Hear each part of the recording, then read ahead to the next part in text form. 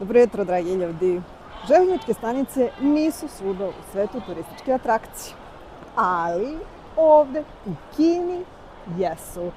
Došlo je vreme da isprobamo kako funkcioniše železnički saobraćaj o kome se nadaleko u svetu priča, baš ovde u Kini. Trenutno se nalazimo u gradu Chengdu i krenuli smo ka Xi'anu. Sada ću da vam snimim kako izgleda železnička stanica, kako izgleda procedura ulaska na stanicu i ulaska na voz, kao i deo same vožnje. Do Xi'ana bi trebali da stignemo za oko 4 sata putovanja. Hajde da vidimo ovaj savršeni sistem železničkog saobraćaja. Krećemo. Pa, dragi ljudi, došao je taj dan. Došao je moment kada ćemo da isprobamo kinesku železnicu. Sada je 8 sati.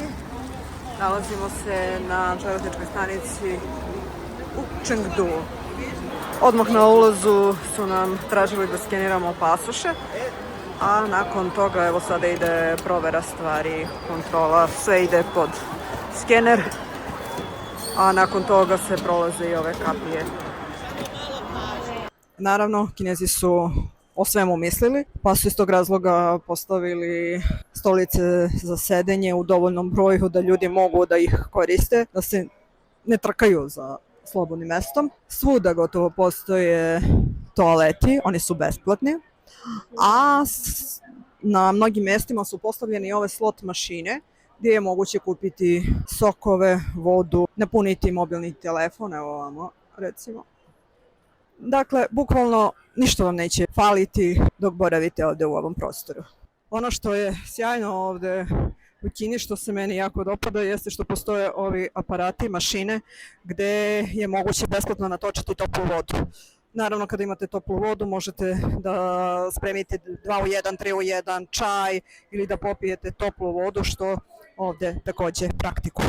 Za ulazak u voz nećete dobiti papirnu kartu niti elektronsku, dovoljno je samo da provučete vaš pasoš da se skenira.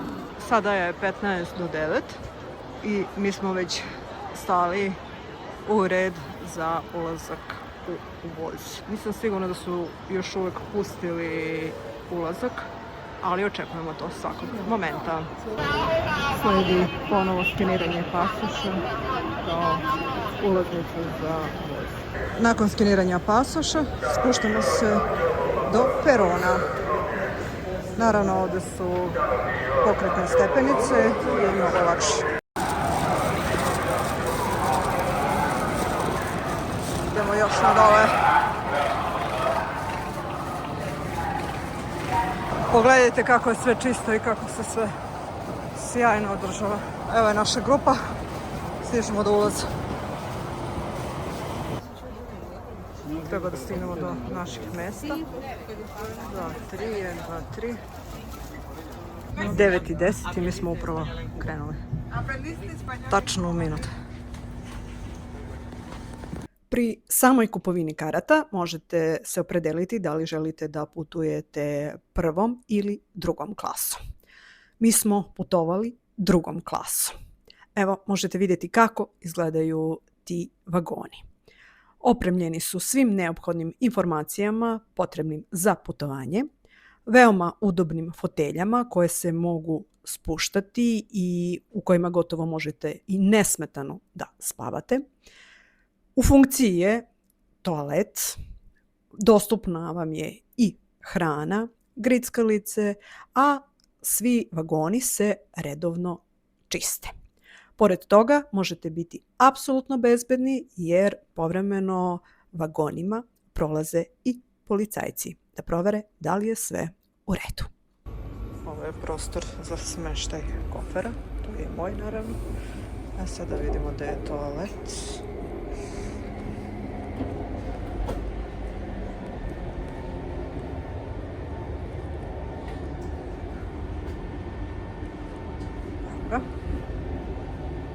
Trenutno zauzet. Dakle, ovde je toalet, tu je čučavac Tu je lavabo. Ima čak i papira. Pretpostavljam da je ovo mašina sa toplom vodom. Ili obično, ali svakako je moguće biti. Trenutno je 1:30 i pored vožnje stižemo tačno na vreme. Dobro jutro, dragi ljudi. Da li ste za još jednu brzu vožnju kineskim železnicama? Na ovom putovanju imamo čak 3 za sada zvanično registrovane vožnje vozovima. Možda čak dobijemo i 4. Vidjet ćemo već kakva će situacija biti od Šangaja do šangajskog aerodroma. No, do tada mi se trenutno nalazimo u Xi'anu. Ono što je bitno da znate jeste da u Kini postoji nekoliko kategorije vozova, da smo mi od Chengdua do Xi'ana došli vozom koji razvija do 250 km/h, a da sada idemo vozom koji će razvijati do 350 km/h. Očekujemo da ćemo na vreme da pođemo i stignemo i da ćemo za 4,5 sata vožnje od Xi'ana stići do Pekinga.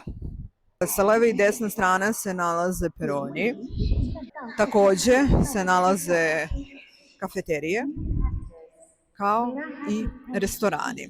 Restorana je više gore na spratu, a dole je ipak malo više kafeterija. Pored toga postoji i ovde, kao i u Chengdu, kao i na svim železničkim stanicama Kine, toaleti, kao i mogućnost korišćenja tople vode. Tople vode da bi mogli da skuvate čaj, kafu ili zašta god vam već bude bila potrebna. Na ovoj stanici postoji i fotelje za masažu. To baš dosta njih. Gotovo svaki prvi red je njihov. Ono što moram da pohvalim Kineze jeste da su toliko ljubazni i da čim vide da postoji problem, oni će da priđu i da pokušaju da ga reši. Moja taša ima želju da bude izmasirana u ovim foteljama i postoji neki problem oko plaćanja, tako da evo sada kineskinje je prišlo da joj pomogne da aktivira stolicu. Sada, iako ne poznaju jezik gotovo uopšte, postoje prevodioci i onda evo sada ona priča na kineskom, prevodilac prevodi na engleski i evo sada će da se sporazumeju u čemu je problem. Ona mi platila. Wow, veslo. Fantastično, evo prenela mi je da je devojka pomogla na taj način što je platila masažu umesto nje, a onda je taša prenela njoj na lični račun jer je ovde to mnogo lakše nego kod nas. Dok smo se mi zanimale oko toga kako da aktiviramo masažnu stolicu, stvari sam ostavila ovde, naravno sve je tu tako kako je stavljeno, tako da što se tiče bezbednosti, Kina je, ja mislim, bukvalno trenutno najbezbednija zemlja na svetu u tom smislu. Ovo su sve gejtovi i naravno ovde se vrše kontrole, a nakon toga se pokretnim stepenicama putnici spuštaju do samog perona. Mi smo na gejtu 11A. Ono što je veoma bitno da znate jeste da ne postoji samo po jedna železnička stanica u gradu, postoje uglavnom, posebno u većim gradovima, na sve 4 strane sveta. I ono što je bitno da znate jeste odakle vam tačno polazi voz, da se ne zeznete da odete na pogrešnu stanicu jer će onda biti velikih problema. Prvo, neće da vas puste za početak da uđete na ovu stanicu, a ako ste već isplanirali polazak u određeno vreme, onda je veoma veliki problem stići do druge stanice u istom tom terminu, odnosno uklopiti se vremenski da stignete do te druge stanice. Dole na asfaltu postoji oznaka broja vagona. Dakle, ovde na ovom mestu će da stane vagon broj 2 koji mi čekamo. Hajde da vidimo da li je pravi vagon stao. Saobraćaj u Kini je sve ono što se poželeti može. Brz, jeftin, čist, dostupan, tačan, savršeno organizovan. Uprkos izuzetno velikom broju ljudi koji koristi javni saobraćaj, gužve nisu velike, osim ponekad u periodu izrazitog dnevnog špica i državnih praznika kada obavezno treba izbjegavati putovanje u Kinu jer svi Kinezi negde putuju pa gužve umeju da budu nesnosne. Svake godine obaraju rekorde po dostignućima u razvoju javnog saobraćaja. Trenutno je mreža železničkih pruga dostigla dužinu od preko 45.000 km, a dostupni su vozovi koji voze brzinama do 250, 350 pa čak i do 410 km/h. Po pravilu, gradovi imaju više železničkih stanica, te ukoliko koristite vozove, dobro pogledajte kartu sa koje stanice polazi taj voz, da vam se ne bi dogodila situacija da ne možete ni da uđete u pogrešnu železničku zgradu, kao što se nama desilo, pa smo morali da naknadno kupujemo karte za voz sa te stanice i tek nakon toga uđemo u samu zgradu železničke stanice. Za ulazak na železničku stanicu neophodno je da vam prvo skeniraju pasoš, a nakon toga se vrši kontrola prtljaga.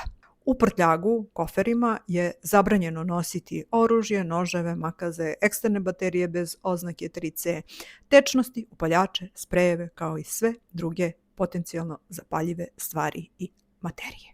9:24 i 15 sekundi krenuli smo. Pored vožnje u 9:24. 15:27 i mi stižemo na odredište. Stižemo u Šangaj. 4 minuta ranije.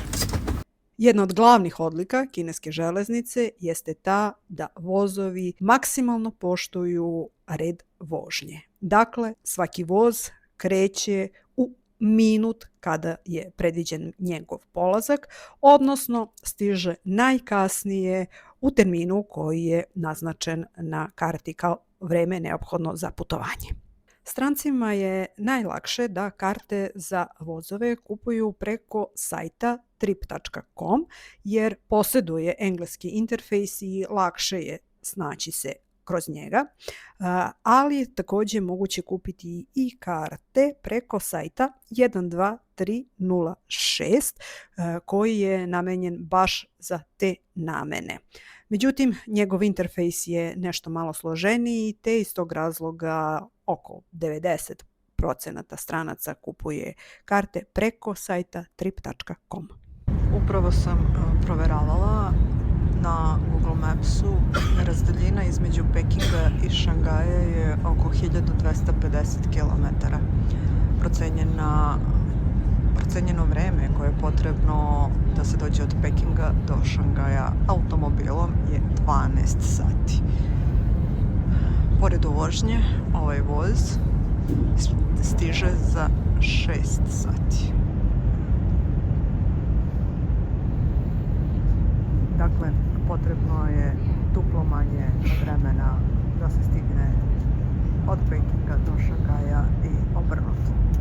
Voz se trenutno kreće brzinom od 301 km/h, mada je prosek negde oko 307, a maksimalna brzina kojom se voz danas kretao iznosila je 335 km/h. Metro sistemi u gradovima dostižu rekordne brojeve u broju linija, stanica i dužini šina. Tako recimo, šangajski metro ima više od 830 km šina. Karte se pretežno kupuju elektronski, ali je karte za metro moguće kupiti i u papirnom obliku na automatima. Karte nimalo nije teško kupiti, dakle potrebno je odabrati liniju kojom idete, potrebno je odabrati stanicu i dobit ćete relaciju od trenutno stanice na kojoj se nalazite do one koje ste odabrali. Nakon toga imate iznos u juanima koji treba da platite i prosječno vreme da stignete do tamo. Nakon toga ide se na next step, birate ovdje znači broj karata koje želite da uzmete i nakon toga način plaćanja, pojavi se kod, očitate kod i karte se pojave ovdje. Za vožnju kineskim metroima najbitnije je da pre nego što uđete u stanicu proverite gde tačno idete, jer u zavisnosti od toga i kupujete kartu. Dakle, prilikom kupovine karata morate da označite stanicu na koju želite da izađete. Kada kupite tu kartu, isključivo na toj stanici možete da izađete. I to na taj način što ćete ovu papirnu kartu gurnuti u mašinu i ona će je progutati, da tako kažem, i tada otvoriti vrata da možete da izađete. Dakle, ukoliko želite da izađete na nekoj drugoj stanici, nećete moći. Pri ulasku na stanicu potrebno je ovu karticu koju ste kupili, dobili na automatu, čitati i kapija će se otvoriti sama. Evo kako je lepo naznačeno na koju stranu ide koja linija. Evo, mi pratimo 9. Ovako je u metrou naznačeno koji ima prednost. Stari, trudnice, deca i ovo su verovatno roditelji koji prate decu. Metro u Šangaju. Najduži metro na svetu. U kineskim metroima zabranjeno je jesti i piti kao i praviti buku. Upotreba mobilnih telefona je dozvoljena samo u tišini ili preko slušalica. Rešili smo se malo poigramo. Što imamo vremena danas? Da, rešili smo da kupimo jednu od ovih lutkica, nismo baš sigurne šta su, ali evo pokušat ćemo da vidimo kakve su sreće. Cena je 39 juana, to je na 4-5 evra, 4,5 evra.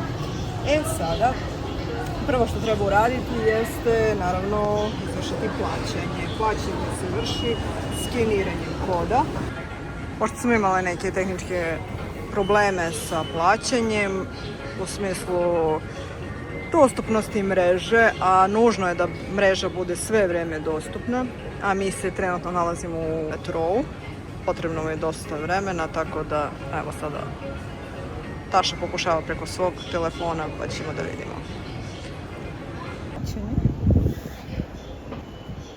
Plaćeno. Sada ćemo da vidimo. Da, ovo imaš sada 2 minuta da... I evo, stiže naš ljudski konjić ili šta li je već ovo. I jao, što je lijepo. Surprise! Surprise! Naravno, ko može da dočeka kraj ove avanture i Sada sledi trenutak istine. sledi trenutak istine. Ta-na-na-na! Presladak je.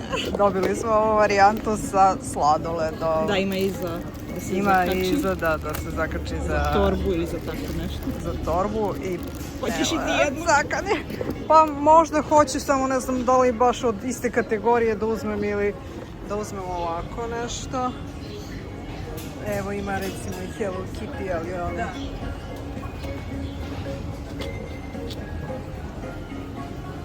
Baš je šarenolika ponuda.